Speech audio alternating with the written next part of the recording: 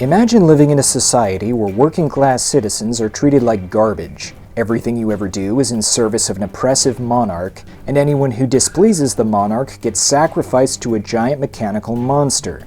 Now imagine you just got caught spreading ideas about the rights of the working class. Yep, that's me. My name's Jack. This is Hammer, the first convert to my new ideology that I've titled Neo-Hivism, which basically means that the power lies in the hands of the workers instead of the greedy elites. Anyways, the Queen's Guard are on to us, so we'd better get out of here quick before they execute us for treason. If we make it, then the plan is to establish our new utopian hive, then someday we'll return and overthrow the monarchy once and for all.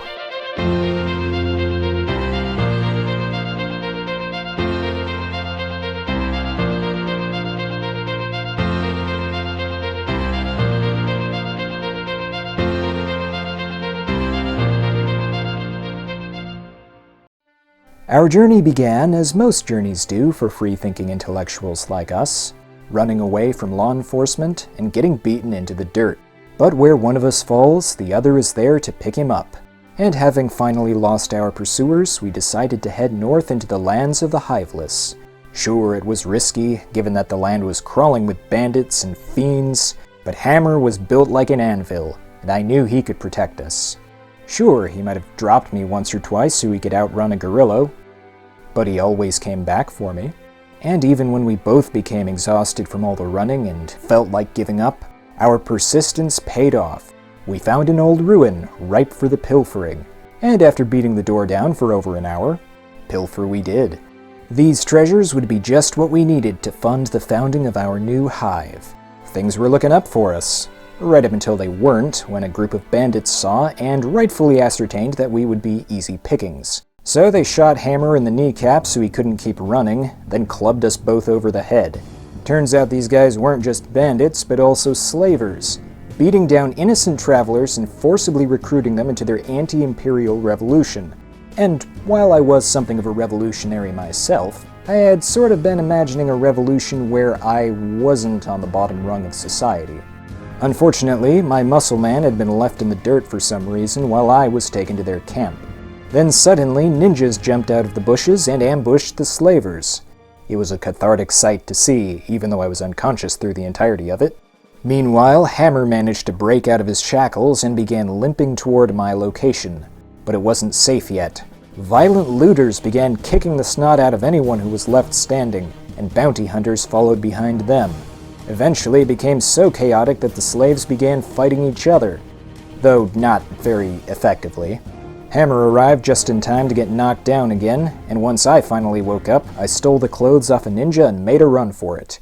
Didn't manage to get that far, but fortunately the slavers were too preoccupied with the battle to take me back to camp. Then just as I thought I was home free, a bunch of mushroom-headed jerks showed up and kicked the snot out of me for absolutely no reason. Yeah, thanks a lot, guys. Wow, you're so freaking cool. Anyways, Hammer took an absolute bludgeoning trying to escape the slavers, but what he lacked in fighting prowess he made up for in sheer willpower and loyalty to his fellow hiver. And like a guardian angel, he healed my wounds and ferried me to civilization. And so we arrived at the city of Black Scratch. In this city, food and lodging would only be provided to us at a price. This would be our first taste of capitalism, and we found it to be utterly distasteful. However, it did beat starving to death, and fortunately we had the means to make some cash. But we knew now, better than ever, that we would need more than just cash to survive in this harsh world, so we bought a couple of decent weapons and started training with them. The slavers showed up again to attack the city, but were swiftly cut down by the city guards, and we gratefully accepted their donations to our cause. We also accepted their lifeless bodies as weights to train our physical fitness. And so by sneaking around the bar while also carrying our fallen foes, we trained our strength and our ability to sneak at the same time. We also began honing our melee skills against live targets, which wasn't really as risky as you might think since the city guards were always there to back us up. And while some might question the morality of some of our actions, we ourselves did not, for we served a moral cause. Then after having beaten enough people to death to feel confident about ourselves, we bought a couple of backpacks and headed out west to seek new recruits for our cause. Then after a few minor skirmishes, which we easily won, we arrived at our first slave camp. First one that didn't attack us anyways. Here, it seemed, a fair number of hivers had fallen on hard times under the crushing boot of capitalism. So we scraped together what little capital we had and bought one of them out of slavery. He had a rather obnoxious personality, but we decided to overlook it. Until he ran off on us anyways. Which is fine, I guess. Not all hivers are destined for greatness. So then we traded a few coats in for cash and bought a different hiver named Barth. And after hearing about our vision for a hive that was free from both monarchism and capitalism, he decided to stick around. And so we sprinted across the burning sands together until we arrived at the great city of Heng, a den of thievery and capitalism. Which is a form of thievery when you think about it. You see, Heng and the other United Cities are run by an association of greedy billionaires who also happen to be slavers. So yeah, real scum of the earth. But given that we needed capital, we had no choice but to resort to hard labor for the man.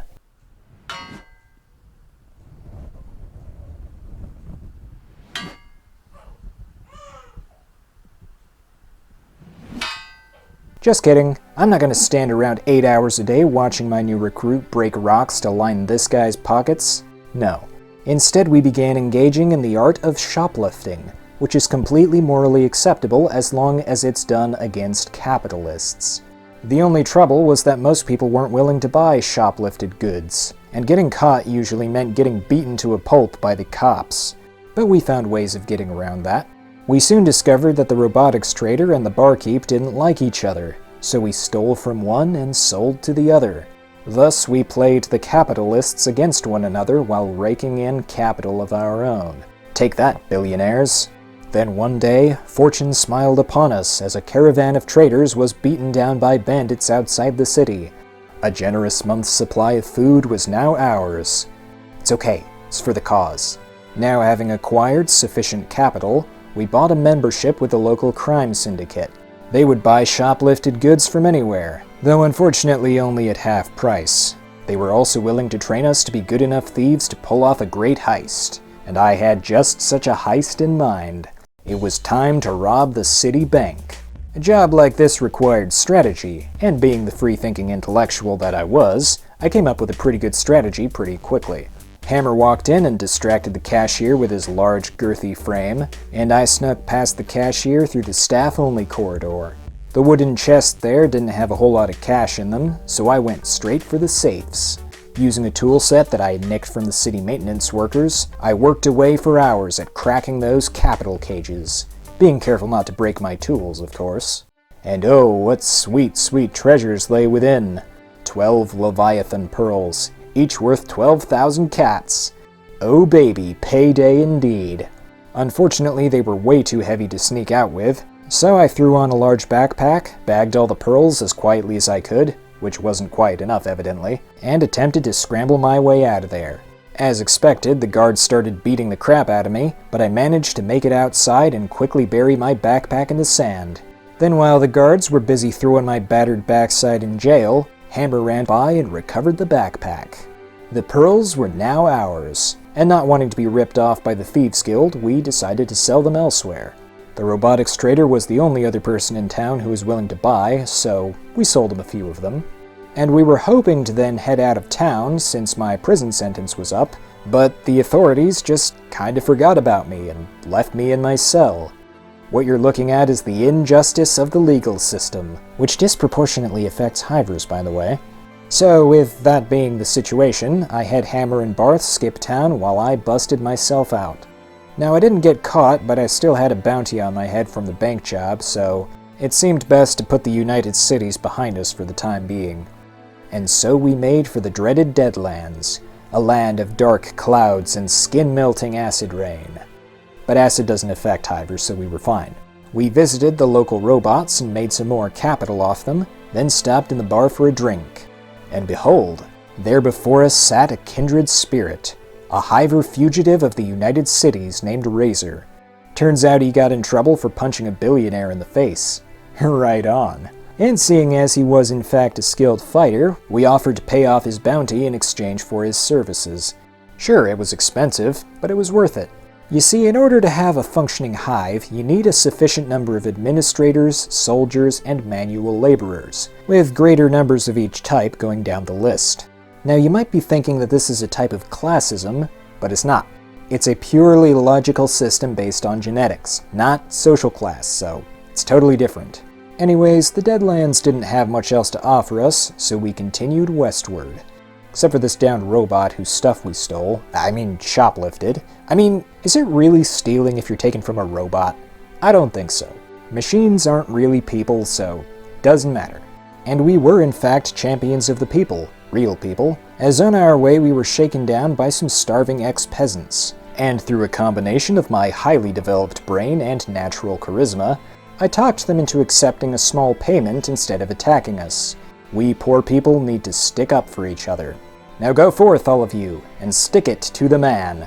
Later that day, we came upon a ruined settlement. I don't know what led to its ruin. Capitalism, presumably.